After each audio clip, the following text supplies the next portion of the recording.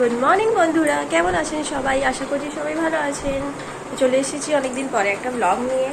আজকে দেখুন সকাল সকাল স্নান করে একবারে নতুন নাইটি পরে রেডি হয়ে গেছি। নাইটিটা পরার কারণ হলো মা দিয়েছে এটা, আর আজকে হচ্ছে আমার বার্থডে, তো সেই জন্য মা কালকেই চলে এসেছিল। তো আজকে সকাল দিকে দেখুন, নিজের জন্মদিনে তো আর কিছু রান্না বান্না করে খেতে কারোরই ভালো লাগে না। আর বিয়ের পরে সব মেয়েদের মেয়েটা জন্মদিন বাপের বাড়ি গেলেই তবে, এখানে কে করে দেবে বলুন? কেউই করে দেবে না, নিজে একা সংসারে কেউ নেই। তো মা অনেকদিন নিজের জন্মদিন রান্না বান্না করে খাওয়া হয় না, কারণ একা একা করে খেতে কিছুই ভালো লাগে না। তো মা কাল চলে এসছে, বলছে অনেকদিন তোকে রান্না করে দেওয়া হয় না।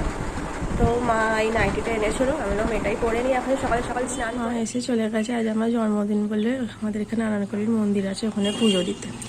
তো একমাত্র মায়েরাই পারে নিজের সন্তানের মঙ্গল কামনা। এরা নিজের জন্য কি কিছু চাই বলুন?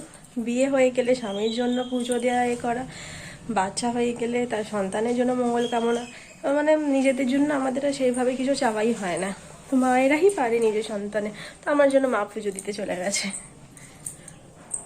তো পুজো করে এসে আমরা এখন চলে এসেছি নাস্তা করতে।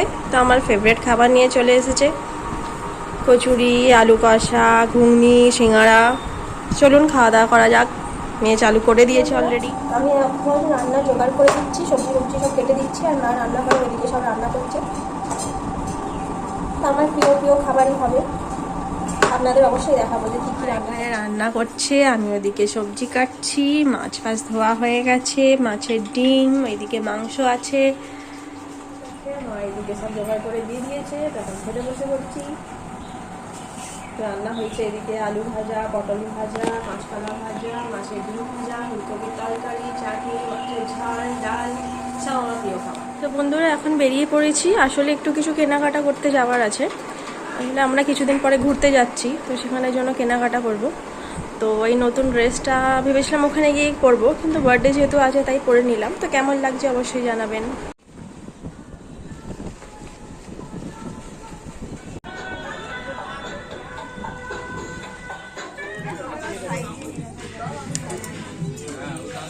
বাচ্চাদের সেকশনে ঘুরছি, তো ঘুরতে যাচ্ছি, তাদের জন্য কিছু নেওয়ার আছে।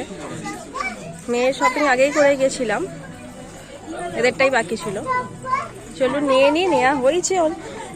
আমার একটা ড্রেস নিয়েছি, মেয়েটা নেওয়া হয়ে গেছে, আর দেখি আর কি কি পছন্দ হয়।